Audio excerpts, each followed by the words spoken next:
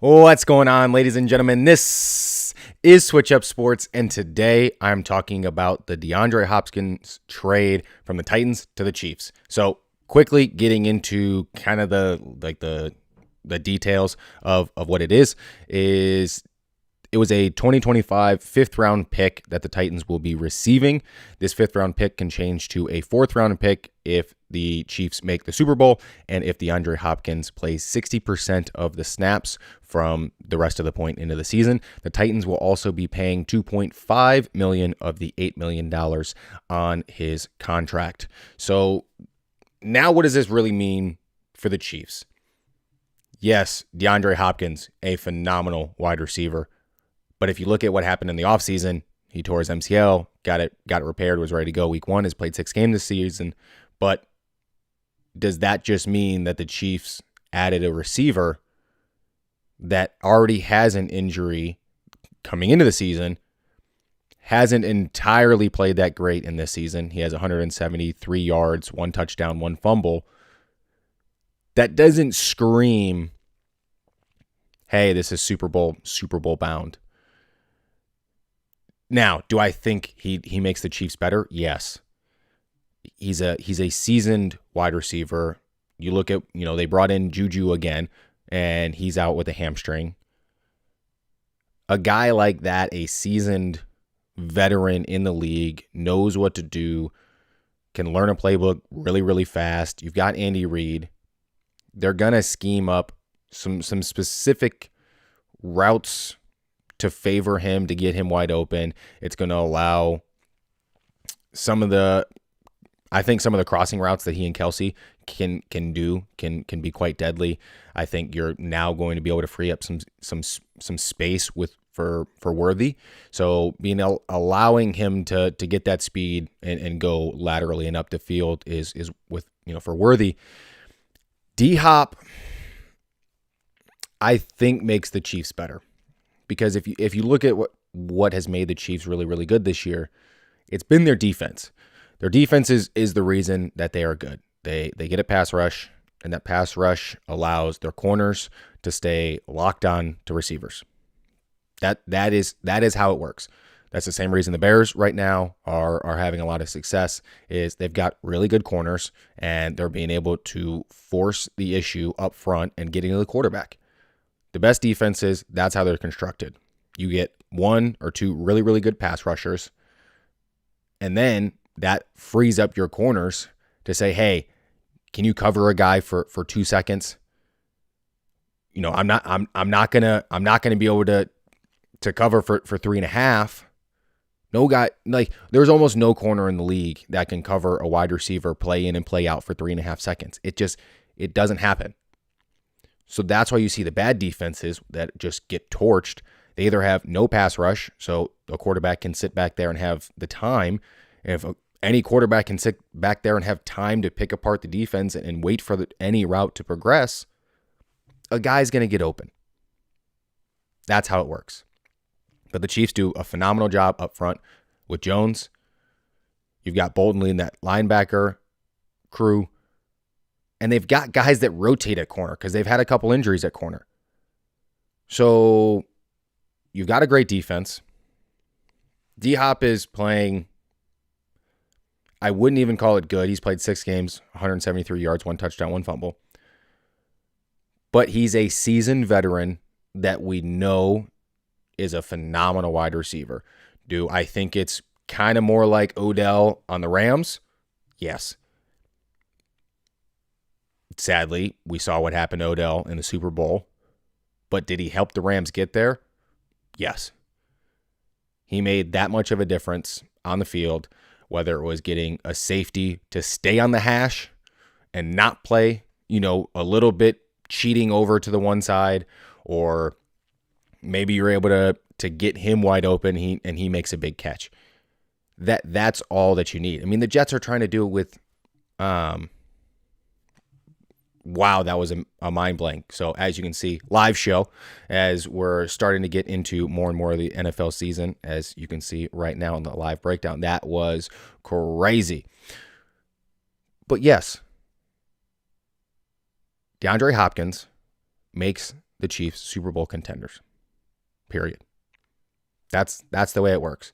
Do I think he's going to have now a completely transformational, last, 11 games of the season? No. But do I think he is going to shine in a handful of moments and opportunities? Because that's the same with Patrick Mahomes this year. Has Patrick Mahomes played great this year? No. He's made a lot of mistakes. But in every single instance, when it was like, hey, we need you to not make a mistake. We need you to put the ball in the right spot. We need you to make right decisions and just kind of move the ball down the field, guarantee the 3. We need a touchdown on this drive for sure. And that's what the Chiefs have been able to do this year. They play complementary football to one another. When they're able to run the ball, their defense is able to be well rested. They go back out on the field and they just absolutely annihilate people. They're controlling the football, and it's kind of what the 49ers used to do to people. The 49ers have a great defense. They run the ball, and they basically would beat you up, and then they'd beat you up on the offensive side by running the football right at you, just punching you square in the face, kill a bunch of clock. Their defense is super rested, fresh, ready to go, comes back out on the field, moving around at 1,000 miles an hour. They've got an incredible pass rush. Their corners are stuck to the receivers, and next thing you know, you got Bosa lighting up quarterbacks, and that's how it works. It's the same reason the Ravens were dominant last year. Their defense isn't as good this year, which is why I think the Ravens have a little bit of a weakness. But that's the difference with the Chiefs. The Chiefs' weakness was we need someone to be able to catch the football that is relevant. Xavier Worthy is a rookie. Rashee Rice was turning into a very good top half of the league wide receiver 1. Is he the best wide receiver 1? No. Slightly above average. He was trending in that direction. Travis Kelce is old. We'll see once, playoff times come.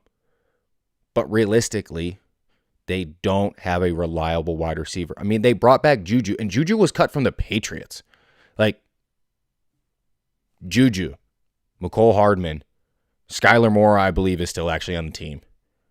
Like, these are the guys that the Chiefs are winning with. It's directly correlated to just like what the Patriots used to do. Oh my gosh, there's no name wide receiver, that Bill Belichick picked up out of, Dubuque, Northwestern State, Central Montana. That's exactly what's going on. Andy Reid is a phenomenal head coach. He's got everything buttoned up. He knows what he's doing. He's an offensive wizard. So he's able to take guys that really aren't spectacular and make them spectacular. He's got Patrick Mahomes. We saw what he was able to do with Michael Vick and Donovan McNabb and Alex Smith. That's, yes, Andy Reid. Great front office. Great ownership. And everything's well balanced and well structured. And realistically, the Chiefs' biggest weakness, and everyone talks about it every single week, even going back the last 2 years. Man, the Chiefs' weakness is wide receivers. Oh my gosh, are the Chiefs going to be able to keep winning football games with this big gaping hole at wide receiver? And it's like, yes. When you understand that wide receiver is a very important position, just like they all are, but when you play as a cohesive unit, then you win more football games. And you know what? I think D-Hop is going to be able to come in. I think he's going to blend and meld into all the things that they were doing. I thought they were going to get him before he even went to the Titans. I thought it was a fit. But, I mean, I guess this puts all the Tyreek Hill stuff to bed. That's kind of fun. But I think the Chiefs now should be the favorite to, both make it to the Super Bowl and win the Super Bowl. Winning football is the name of the game. You don't get trophies based off of stats. You don't get a Lombardi trophy based off of stats. You have to go out there and win football games. At the end of the day, the Chiefs go out there, they win football games. It doesn't look pretty, but they control a large portion of most of those football games. They do make mistakes, but you know what? They make very few mistakes. I think this easily seals up their biggest gaping hole, and we'll kind of see as we go forward, because at the end of the day, the games still have to be played. He has 173 yards coming into the season, or coming in on the season, 1 touchdown, 1 fumble. Do I think could be a little bit, of hey, he's a little bit too far past his prime? we'll see. I think he makes them better, but we will see. If you like the show, it is a live show, as you can tell, because, little mistakes here and there, a little mistrain of thought every once in a while. But this is a live show that I do here. It's Switch Up Sports. You can like and subscribe to the video and the channel. More sports talk is going to be coming, as well as started a school community. So if you like sports debates, if you used to be an athlete, you are an athlete, and you just enjoy sports, then this is a free community that I'm putting together with all types of, again, athletes and ex-athletes. If you like sports debates, if you just like talking about sports or hanging out, chit-chatting, then that's going to be the place for you. And if you want that, then that is going to be linked in my Instagram at MightyQ_. Wow. Again, as you can see, this is a live show at Mighty_Q21. That is rough.